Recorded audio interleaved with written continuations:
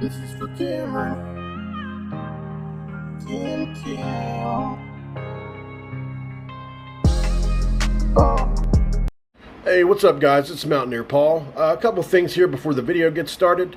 First of all, I'd like to give credit where credit's due. Ethan Bach and Transfer Portal News for giving me some info about where I got some of the tidbits for the video. Want to give those guys the credit for that because I did use it as a banner to display during the video so that I had something to read off of. And also, just like and subscribe, guys, if you don't mind. All right, guys, enjoy the video. What is up, Mountaineer Nation? My name is Mountaineer Paul, and we're coming to you with some huge breaking news today. I'm a little late to the party. I've been watching Geno Smith play. I looked down at my phone, and all of a sudden, huge breaking news. Been following this for a little while. Wasn't sure it was going to break this evening, but let's get right to the news here.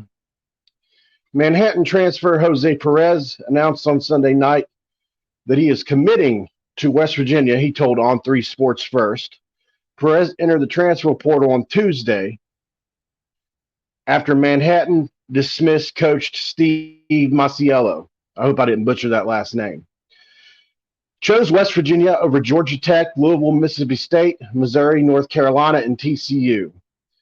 6'5", 220 pounds, spent the last season at Manhattan, averaging more than 18.9 per game. 3 rebounds, 4.5 assists. Shot 40% from the field, 26% from three, and 80% from the free throw line. He was recently named the 22-23 preseason MAAC Player of the Year before his time in Manhattan was over. So, really interesting news here. And so what does this mean for the Mountaineers? Well, from what we've heard from initial reports in the exhibition against Bowling Green, and even in the game before that wasn't even an exhibition. It was more like a scrimmage with Dayton. The Mountaineers have looked really good on defense. Rebounding showed up in big ways. We more than doubled up Bowling Green the other day. And that was without Trey Mitchell, who was also a transfer that also averaged 18 points a game when he was at UMass, and that kind of was cut in half once he went to Texas last year, and they had just a plethora of people to choose from to score the ball.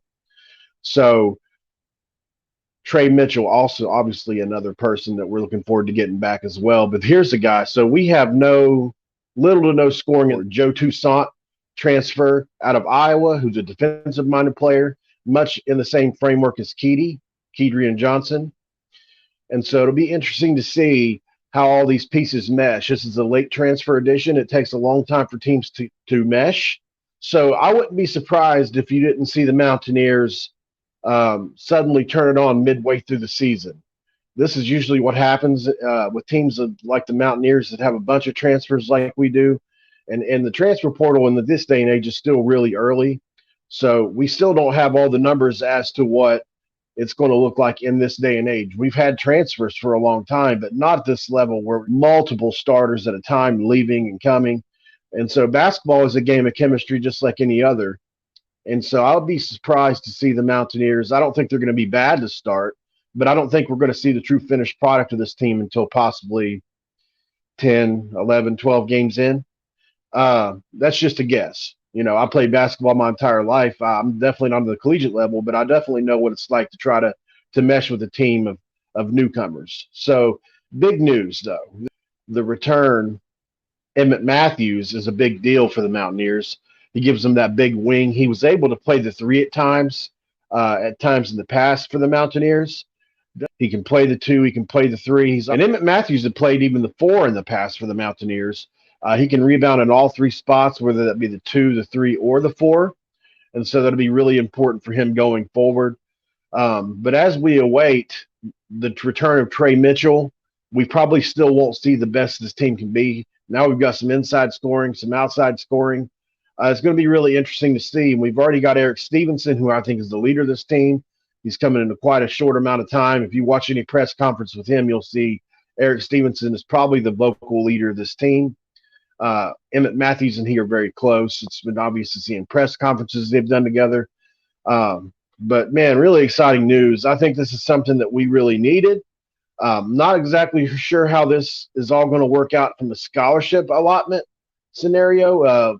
Pretty sure we were in a situation where our scholarships were basically done for the year. I know we were over one, but I also know that you can reclassify some of those or push some of those back to another year. And I'll have to get clarification on exactly how that's going to work for the team. This is going to change the projected starting five lineups, but I wouldn't be surprised to see Perez coming off the bench, possibly early on until he gets a little better acclimated, or maybe Huggins just throws him in right away. You guys tell me below in the comments. Please don't forget to like and subscribe if you haven't already to Mountaineer Paul. Right now we're talking basketball, but the name of the show is Mountaineer Paul Talks Football. Probably going to have to rebrand that a little bit once we go into basketball season. But for now, it's Mountaineer Paul Talks Football and basketball. I mean, don't know what else to do about it. But also wanted to talk about what it was said on Twitter yesterday. I released something on Twitter that I wasn't overly proud of. So I ask you guys that follow me on Twitter at Paul Mountaineer, just reversed. If you don't mind, just to forgive me, I'm a fan just like you guys are. I am usually a pretty overly positive person, and I guess all this losing has just finally had an effect on me as well, guys. And I'm not proud of it. I'm not proud of some of the things I posted. It wasn't anything real bad. I just said that J.T. Daniels was acting all chummy with some players after the game. And I've had time to rethink that. And you know what? He's human. Even though he was laughing and chumming around after the game, that's not the end of the world. Doesn't mean he doesn't want to win. It certainly doesn't mean he's not a Mountaineer. And so I apologize for that. Thank you guys for everything you do. You guys have helped this channel grow to over 200 subscribers in less than 3 weeks. So we're growing at a fast rate. Want to continue to do that. Like to grow even further. So I need your all's help for that. You like, subscribe, share this video on Twitter with your friends.